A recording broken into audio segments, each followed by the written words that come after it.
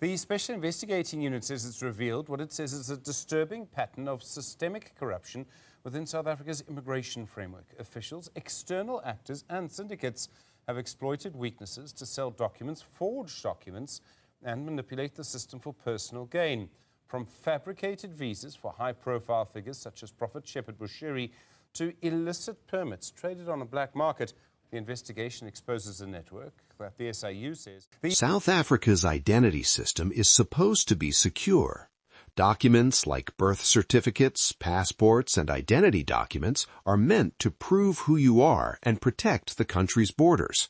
But a shocking investigation has revealed that some officials inside the Department of Home Affairs were allegedly selling these documents for money.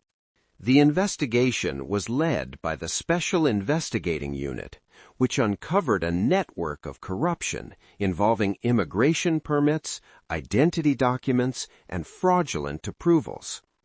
According to investigators, some officials were working with middlemen who helped connect foreign nationals with corrupt insiders. For the right price, people could allegedly receive visas, residence permits, and even birth certificates. The corruption reportedly went on for years. In some cases, applicants who did not qualify for residency were still approved. Others were allegedly issued documents that allowed them to remain in South Africa legally. One of the controversial figures whose name surfaced in discussions around immigration irregularities is Malawian preacher Shepherd Bushiri.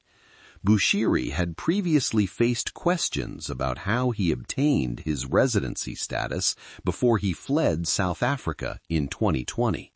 Another controversial religious figure linked to immigration investigations in the past is Nigerian pastor Timothy Omotoso. Authorities have examined several cases where religious leaders and foreign nationals allegedly benefited from irregular immigration processes. The investigation suggests that certain Home Affairs officials turned the system into a business. Instead of protecting national identity records, they allegedly sold access to them, and that raised serious concerns about national security. The investigation by the Special Investigating Unit revealed how organized the corruption allegedly became. Middlemen would approach foreign nationals and promise them legal documentation for a fee.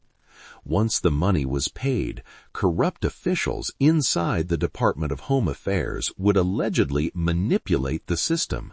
Applications that should have been rejected were approved. Residency permits were granted without proper checks. In some cases, birth certificates were issued fraudulently. That is particularly dangerous because a birth certificate can eventually lead to a South African identity document and even citizenship.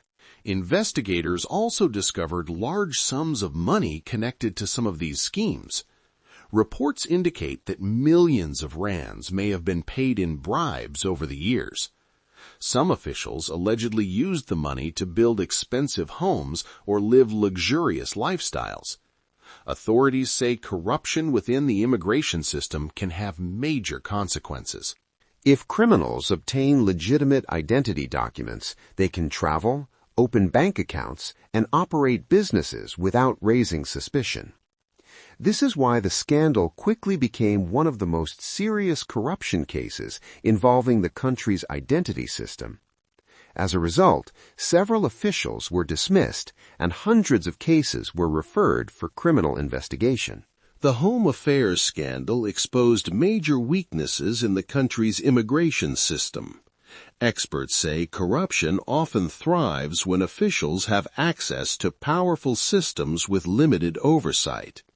When individuals inside government institutions abuse that power, the consequences can affect an entire country. In response to the scandal, authorities promised major reforms within the Department of Home Affairs. This includes strengthening digital security systems and increasing monitoring of officials who process immigration applications. Meanwhile, the Special Investigating Unit continues to investigate hundreds of suspicious cases. thousands of immigration documents are now being reviewed to determine whether they were issued legally. For many South Africans, the investigation has raised an important question. How many fraudulent documents may still be in circulation, and how many people may have obtained legal status through corruption? And how many people may have obtained legal status through corruption? While the investigation continues, the scandal serves as a reminder of how vulnerable national systems can become when corruption is allowed to grow. And until all those responsible are held accountable, the full impact of the Home Affairs corruption scandal may still be unfolding.